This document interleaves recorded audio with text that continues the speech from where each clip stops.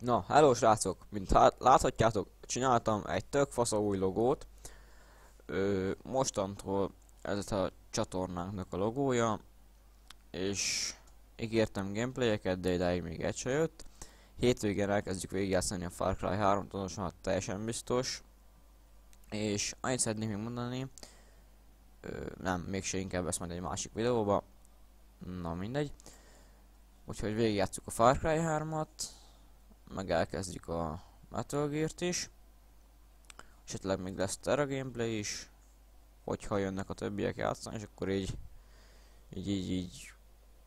ketten-hárman majd játszogatunk ott. És igazából az a baj, hogy soha nem gondolkozok, hogy miről kéne most videót csinálni, és akkor az eredménye, mint most, hogy elkezdek videózni, és nem tudom miről beszéljek. Úgyhogy ez egy fasz dolog. Na mindegy.